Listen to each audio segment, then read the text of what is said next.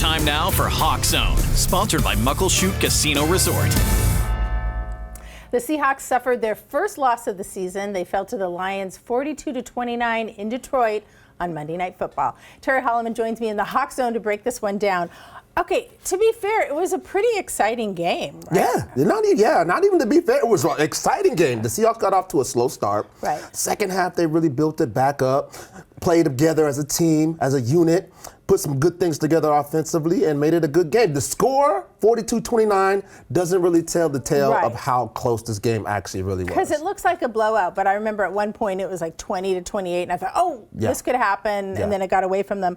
They came into the game missing 5 of their top defensive players. Yes. But was that the problem, or was it that the quarterback had a perfect game? Well, I think you can't take one without the other. You take into consideration that this team was missing 5 of its best players defensively, and that leads to a great offensive game by Jared Goff, the Detroit Lions quarterback, who had an incredible day, a perfect day. He never threw an incomplete pass. He didn't throw an incomplete pass. When you think about that in the NFL, a guy that not only he completes all of his passes, none of his receivers drop any passes. He was 18 for 18. That makes it tough for anybody to win when you're playing against that kind of production. But the defensive front for the Seahawks were missing 5 guys. And when you're missing that kind of production, guys like Byron Murphy, Leonard Williams right up front, those guys are tough when they're not in there. Julian Love to an injury, how much did that hurt? That hurt tremendously because Julian Love is a guy in the defensive secondary that not only makes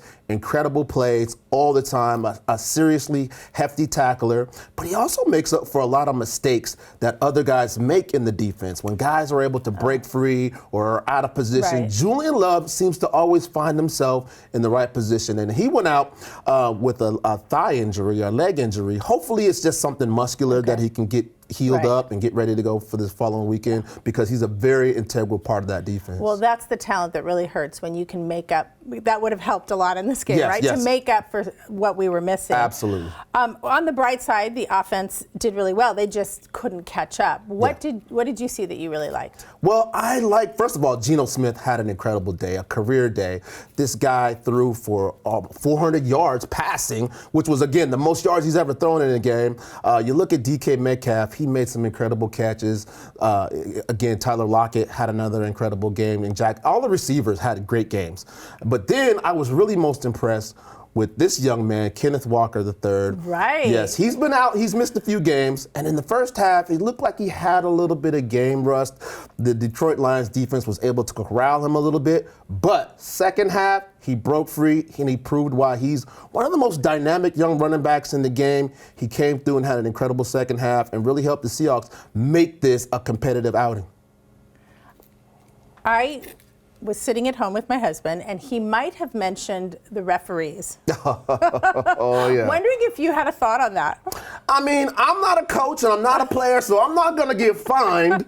So I'm not concerned about saying the reffing was questionable, to say the least, Susie. There was a lot of grabbing when it came to DK. And again, I can't fault any opposing defense for trying to hold DK because he's a big dude. He's a strong guy, and he makes incredible catches. So a lot of times you saw the guys trying to cover DK, they're grabbing him, they're tugging on him. So that was questionable. And another couple of questionable calls were against Tyler Lockett in a very important part of the game when the Seahawks actually got a first down. They called an offensive interference call on him, which really could have gone either way. It looked like he was out there blocking when he should have been actually running a route and cleared up some space for his other fellow receiver to make a play.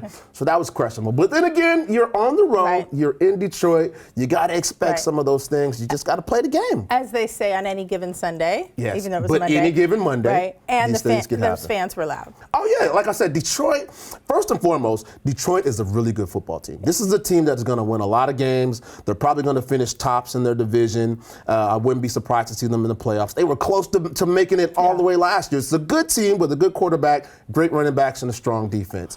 So you take that into consideration with the fan noise noise and the atmosphere in Detroit. It was a tough place for the Seahawks to play. But it's not an excuse, but also, they're a good team. Also, they have great helmets. They had a great uniform. They came out with the black uniforms. The first time they've worn those black uniforms in like 30 years, something crazy like that. I thought they were very imposing. There was a moment when as they went down in a line, maybe it was the new kickoff, or and it was intimidating. Yeah, they looked intimidating. The dark black with the dark blue. It was I was impressed. Okay, who was your player of the game?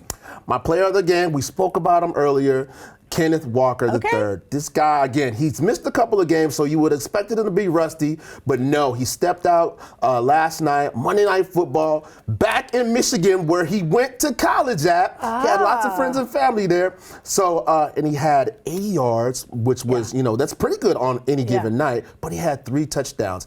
His production kept the Seahawks in the game, and he let off, no question in my mind, why he's one of the most elite running backs in the game. And that had to feel personal, being back there. It had to feel good for him. He made, again, one of the plays he made in the first half, I don't know if you guys remember this, it was like an acrobatic play. He gets the ball, and it looks like he's down, but he rolled over, and his butt rolled over on one of the opposing guys' offense, and kept going. So again, an elite running back that we have here in Seattle. Yeah. Okay, the Seahawks have a short week. They face the New York Giants on Sunday. Home game, which will be exciting for us. What do we need to know about the Giants? Well, this will be a good opportunity for the Seahawks to get back healthy, hopefully get some of those guys back on defense. And the Giants are a team that's struggling. They're coming off a bad loss to the Dallas Cowboys. They're a team that has some questions at quarterback, Daniel Jones. There actually talked way back in New York about getting him out of there. So they do have a couple of really good receivers. Malik Neighbors is a great receiver, so the Seahawks are going to have to pay attention to him. But again, this is a game that the Seahawks should win. The fans should be out there in full force making noise out there in Lumen Field, and the Seahawks should get a W. Yeah. We need that. We need them healthy, though. We need that. We need to get this team healthy, for sure. Okay. But again, we got an opportunity to see last night. The nation got an opportunity to see that they're on notice that the Seahawks are for real against a good Detroit Lions team, and they're going to get a chance to see us again this weekend against the Giants. Absolutely. All right. Go Hawks. Go Hawks. All right. Well, Washington's own Joel McHale is live at Muckleshoot Event Center on October 3rd. Experience Joel's hilarious comedy from hit shows like Animal Control, Community, and The Soup, which is one of my favorites. And get tickets now at the website on your screen.